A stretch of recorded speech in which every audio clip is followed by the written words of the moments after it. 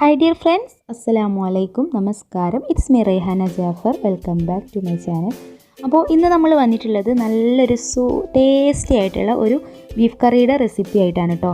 ഇത് നമ്മളിതിൻ്റെ മുമ്പും നമ്മുടെ ചാനലിൽ ബീഫ് കറിയുടെ റെസിപ്പി ഷെയർ ചെയ്തിട്ടുണ്ടായിരുന്നു. അപ്പോൾ ഇത് ഈസി ആയിട്ട് ഉണ്ടാക്കാൻ പറ്റുന്ന ടേസ്റ്റി ആയിട്ടുള്ള ഒരു ബീഫ് കറിയുടെ റെസിപ്പിയാണ് കേട്ടോ. അപ്പോൾ എല്ലാവരും ഒന്ന് ഇതുപോലെ ഒന്ന് ട്രൈ ചെയ്ത് നോക്കുക.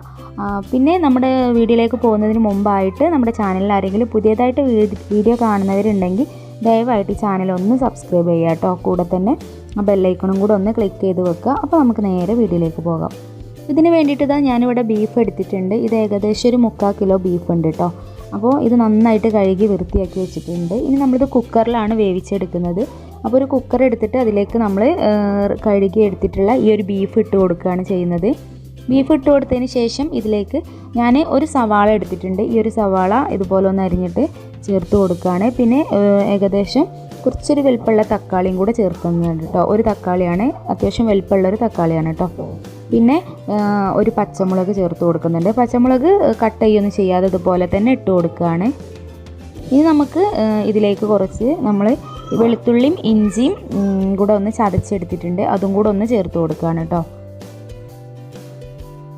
അപ്പോൾ ഇത്രയും കൂടെ ചേർത്ത് കൊടുത്തതിന് ശേഷം ഇനി നമുക്കിതിലേക്ക് ബാക്കിയുള്ള മസാലപ്പൊടികളൊക്കെ ഒന്ന് ചേർത്ത് കൊടുക്കാം.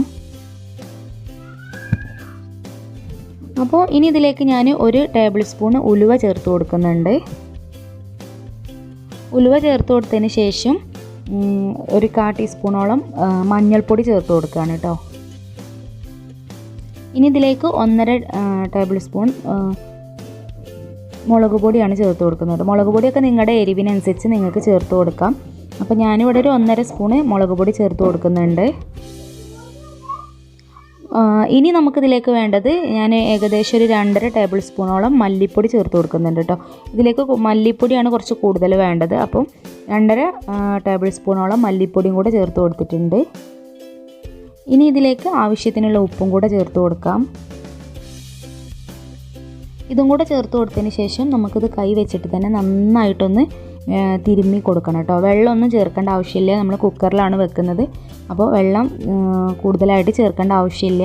പിന്നെ നിങ്ങൾ നല്ല കറി ആയിട്ടാണ് ഉണ്ടാക്കുന്നതെന്നുണ്ടെങ്കിൽ കുറച്ചൊന്ന് വെള്ളം ഇറ്റിച്ച് കൊടുക്കുക കേട്ടോ.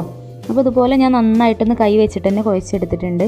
പിന്നെ ഇതിലേക്ക് ഞാൻ കുരുമുളക് പൊടി ഇട്ട് കൊടുക്കാൻ മറന്നു പോയിട്ട്, അത് നമ്മൾ ആദ്യം കൈ വെച്ചിട്ട് തിരുമുന്നതിന് മുമ്പ് തന്നെ ഇട്ട് കൊടുക്കണം. അപ്പോൾ ഞാനിപ്പോൾ 1 സ്പൂണ് കുരുമുളക് പൊടിയും കൂടെ ചേർത്ത് കൊടുത്തിട്ടുണ്ട്.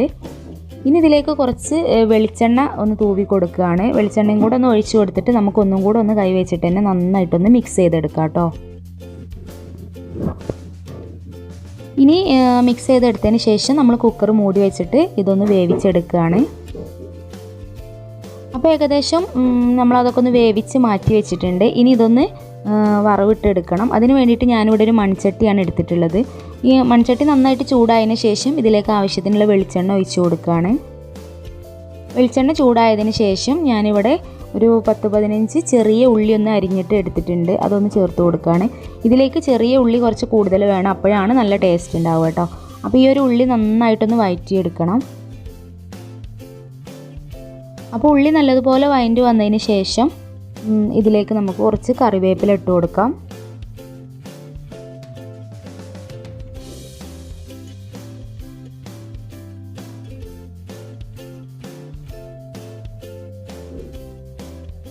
ഞാനിവിടെ എൻ്റെ വീട്ടിലാണ് കേട്ടോ. അപ്പോൾ അതുകൊണ്ടാണ് കുട്ടികളെല്ലാവരും ഉണ്ട്. കുട്ടികളൊക്കെ സൗണ്ട് ഈ വോയിസ് കൊടുക്കുമ്പോൾ വരുന്നുണ്ട് കേട്ടോ. അപ്പോൾ അതൊന്ന് ക്ഷമിക്കുക. പിന്നെ ഇതിലേക്ക് ഇപ്പോൾ ഞാൻ 1 ടേബിൾ സ്പൂൺ പെരിഞ്ചീരകം പൊടിച്ചതാണ് കേട്ടോ ചേർത്ത് കൊടുത്തിട്ടുള്ളത്. അപ്പോൾ ഇതും കൂടെ ചേർത്ത് കൊടുത്തിട്ട് നമുക്ക് ഇതിൻ്റെ പച്ചമണമൊക്കെ ഒന്ന് പോയി വരുന്നത് വരെ നന്നായിട്ടൊന്ന് ഇളക്കി ഈ ഒരു ഇതിലൊന്ന് വഴറ്റിയെടുക്കണം. ഇനി നമുക്കിതിലേക്ക് 1 ടേബിൾ സ്പൂണോളം കുരുമുളക് പൊടിയും കൂടെ ഒന്ന് ചേർത്ത് കൊടുക്കാം. ഇനി കുരുമുളക് പൊടി ചേർത്ത് കൊടുക്കുമ്പോൾ നിങ്ങളുടെ എരിവിനനുസരിച്ച് ചേർത്ത് കൊടുത്താൽ മതി. നേരത്തെ നമ്മൾ മുളക് പൊടിയും കുരുമുളക് പൊടിയൊക്കെ ഇട്ട് കൊടുത്തതാണ്. അപ്പോൾ അതിനനുസരിച്ച് നിങ്ങൾക്ക് എത്രയാണ് വേണ്ടതെന്ന് വെച്ചാൽ അതിനനുസരിച്ച് കുരുമുളക് പൊടിയും കൂടെ ഒന്ന് ചേർത്ത് കൊടുക്കാം. അതിനുശേഷം അത് നല്ലതുപോലെ ഒന്ന് ഇളക്കി മിക്സ് ചെയ്തെടുക്കാം. അപ്പോൾ ഇതിൻ്റെ പച്ചമണമൊക്കെ ഒന്ന് പോയി വരുന്ന നേരത്ത് നമുക്കിതിലേക്ക് വേവിച്ച് വെച്ചിട്ടുണ്ടായിരുന്ന ആ ഒരു ബീഫ് ഇട്ട് കൊടുക്കാം. അപ്പോൾ ബീഫ് കുക്കറിൽ ആ വെള്ളത്തോടൊക്കെ തന്നെ വെള്ളം ഉണ്ടെന്നുണ്ടെങ്കിൽ വെള്ളത്തോടൊക്കെ തന്നെ ചേർത്ത് കൊടുക്കാം. അപ്പോൾ എനിക്കിതിൽ വെള്ളമൊക്കെ നന്നായിട്ട് വറ്റി നല്ല രീതിയിൽ തന്നെ ബീഫ് വെന്ത് കിട്ടിയിട്ടുണ്ടായിരുന്നു. അപ്പോൾ ഞാൻ ഇതിലേക്ക് ഇട്ട് കൊടുത്തിട്ട് നന്നായിട്ടൊന്ന് മിക്സ് ചെയ്തെടുക്കുകയാണ്. അപ്പോൾ ഞങ്ങളിവിടെ എൻ്റെ വീട്ടിലായതുകൊണ്ട് തന്നെ കുറച്ച് ആളുകളുണ്ട്. അപ്പം ഇതുപോലെ വരട്ടിയിട്ടല്ല എടുക്കുന്നത്, നമ്മൾ കുറച്ച് കറി ആയിട്ടാണ് എടുക്കുന്നത് കേട്ടോ. അപ്പോൾ നിങ്ങൾക്ക് നല്ല ബീഫ് വരട്ടിയതാണ് വേണ്ടതെന്നുണ്ടെങ്കിൽ ഇനി വെള്ളമൊന്നും ഒഴിച്ച് കൊടുക്കേണ്ട ആവശ്യമില്ല. ഇത് നന്നായിട്ടൊന്ന് ഇളക്കി യോജിപ്പിച്ചെടുത്തതിന് ശേഷം നിങ്ങൾക്ക് ഇതുപോലെ തന്നെ ഉപയോഗിക്കാം കേട്ടോ.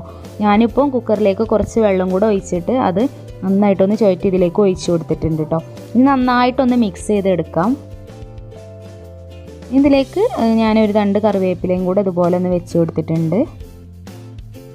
അപ്പോൾ ഇത്രയേ ഉള്ളൂ. ഇനി വേണമെന്നുണ്ടെങ്കിൽ നമുക്കിതിൻ്റെ മുകളിലായിട്ട് കുറച്ച് പച്ച വെളിച്ചെണ്ണ ഒന്ന് ഒഴിച്ച് കൊടുക്കാം. അപ്പോൾ ഇത്രയേ ഉള്ളൂ, നമ്മുടെ ഈസി ആയിട്ടുള്ള ഈ ഒരു ടേസ്റ്റി ബീഫ് കറി ഇവിടെ റെഡി ആയിട്ടുണ്ട്. ഇത് പത്തിരിയുടെ കൂടെയും അതുപോലെ തന്നെ റൈസിൻ്റെ കൂടെയും ഒക്കെ നല്ലൊരു കോമ്പിനേഷനാണ് കേട്ടോ. അപ്പോൾ എല്ലാവരും ഒന്ന് ട്രൈ ചെയ്ത് നോക്കുക. ട്രൈ ചെയ്ത് നോക്കുന്ന സമയത്ത് നിങ്ങളുടെ ഫീഡ്ബാക്ക് മറക്കാതെ കമൻറ്റ് ബോക്സിൽ എഴുതി അറിയിക്കുക കേട്ടോ. പിന്നെ ചാനൽ സബ്സ്ക്രൈബ് ചെയ്യാത്തവരൊന്ന് സബ്സ്ക്രൈബ് ചെയ്യുക. അപ്പോൾ ഓക്കെ, അടുത്ത നല്ല ഉഷാറ് വീഡിയോയിൽ നമുക്ക് വീണ്ടും കാണാം. അതുവരെ ടാറ്റാ ബൈ.